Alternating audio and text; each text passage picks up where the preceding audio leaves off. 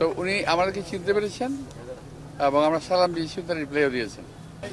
25 minute পর পেলাম আমরা, পাওয়ার পরেই আমি এত রাতে আসার কোনো প্রয়োজন ছিল না। উনি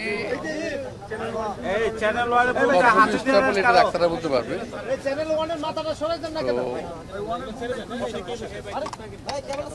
যে অত্যাচারটা ওনার উপরে হয়েছে বিগত সরকারের সময়, তার রেজাল্ট আমরা পাচ্ছি, আমরা দেখতে পাচ্ছি তাকে ওনার এই ভালো থাকে এই খারাপ থাকে, এই ভালো থাকে এই খারাপ থাকে। তো উনি এই মুহূর্তে আমার কাছে আমি পার্সোনালি মনে করতেছি যে এই মুহূর্তে উনি স্টেবল নন। তো আরও একটু ইমপ্রুভ চিকিৎসা পেলে হয়তো ভালো হবেন, ভালো থাকতে পারেন।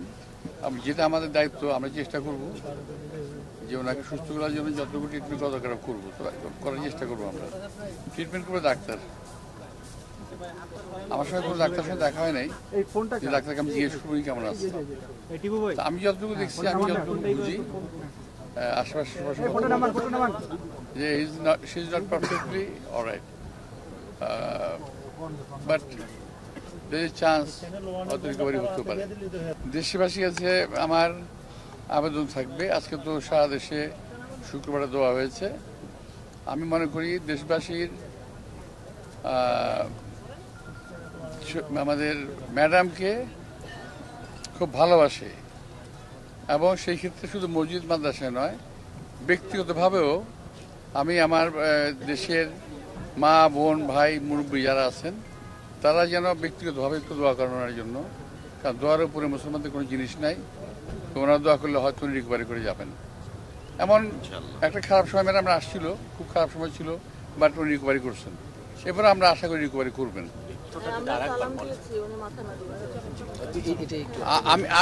আমরা গেছি,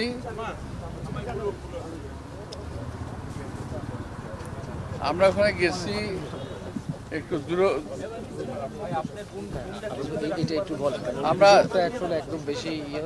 আমরা দূরত্ব বজায় রেখে ওনার সঙ্গে কথা বলার চেষ্টা করেছি, কিন্তু উনি বোধহয় সিরিয়াসেন অথবা অন্য কোনো অবস্থা আছেন। তো উনি আমাদেরকে চিনতে পেরেছেন এবং আমরা সালাম দিয়েছি, তার রিপ্লাইও দিয়েছেন।